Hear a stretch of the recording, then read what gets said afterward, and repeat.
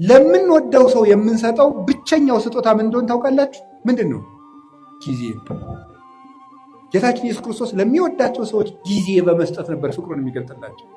ምቹ ጊዜ ለብቻቸው ይሰጣቸው ነበር። ለቤተሰብ ጊዜ ሊኖር ሰው ባል ለሚስቱ ጊዜ ሊኖር ይገባል። ሚስት ለባል ጊዜ ሊኖር ይገባል። ለልጆች ጊዜ ሊኖራቸው ይገባል። ጊዜ እዚያ ውስጥ ጊዜ ከሌላችሁ እንደ ነፍሰ ገዳይ ናቸው።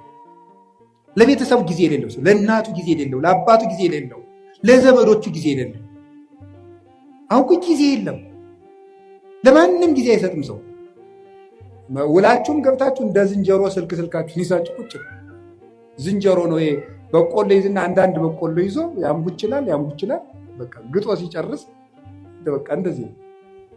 ጊዜ ክርስቶስ እንዴት ለቤተሰቦቹ ጊዜ እንደሚሰጥ ተመልከቱት። የማቴዎስ ወንጌል ምዕራፍ 13 ላይ ህዝቡን ሁሉ አብልቶ ሸኘ። አብልቶ ከሸኘ በኋላ የራሱ ቤተሰቦች ደግሞ አሉት። እነማን ናቸው? ሐዋርያት። እነሱን ከሸኘ በኋላ ቤት ገብቶ ደግሞ ለእነሱ ጊዜ ሰጣቸው። ተርጉምልን የቅድሙን አሉት። ተረጉምላቸው። ዘሩ እንዲህ ነው፣ በመንገድ ላይ የወደቀው እንደዚህ ነው፣ ቶሎ የደረቀው ዘር ይሄ ነው፣ ፈጥነው የሚሰሙ ናቸው። ይሄ በመንገድ ላይ የወደቀው ዘርና ወፍ የለቀመው ደግሞ ቃለ እግዚአብሔር እየሰማ ወዲያው የሚረሳው ነው። ይሄ ወዲያው በቅሎ ወዲያው ደግሞ የደረቀው ይሄ ወዲያው ሰምቶ በስሜት የሚጠፋው ነው። በቅሎ እሾህ ያሰረው ደግሞ እሾህ አንቆ ያስቀረው ዘር ደግሞ ሰምቶ ጽድቅ ሰራለው ስል የሀብት ፍቅርና የዓለም ፍቅር ያሰረው ሰው ነው።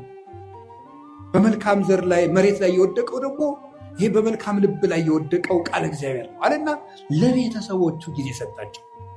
ክርስቶስ ለ5000 ሕዝብም ጊዜ ሰጠ፣ ለቤተሰቦቹም ጊዜ ሰጠ። ስራ ይበዛብኛል ስብሰባውዬ ነው የሚባል ያ ይሰራል።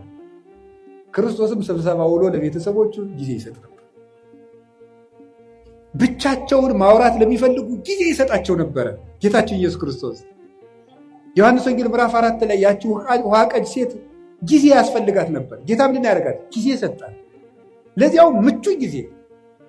ከሰው መሃል ብታወራ የምታፍርበት ገመና ስለነበራት በስልት ሐዋርያት በራባቸው ሰዓት፣ እሷም ደግሞ ውሃ ለመቅዳት በምትመጣበት ሰዓት ሐዋርያትን ሂዱና ምሳ ገዝታችሁ ከተማ ኑ አሉ።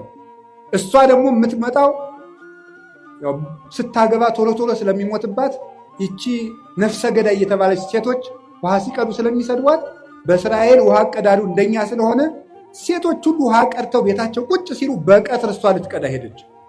በምቹ ሰዓት ክርስቶስ ጊዜ ሰጠ። በቀትር ሰዓት ወጓን ሁሉ አዳመጣት። በደንብ አድርጎን ያዳመጣት። እንዲሁ እኮ ይገርማል። እናንተ አሁን በቀትር ሰዓት ፀሐይ የመታችሁ እንኳን ክርስቶስ ያን ያህል አምላክ እንዲሁ ትልቅ ሰው ሆኖ ታዳምጣላችሁ። ጌታ ምቹ ጊዜ ሰጥቶ አዳመጣት። ስለዚህ ጊዜ ስለሰጣት እሷም ልቧን ለሱ ሰጠችው። ጊዜ መስጠት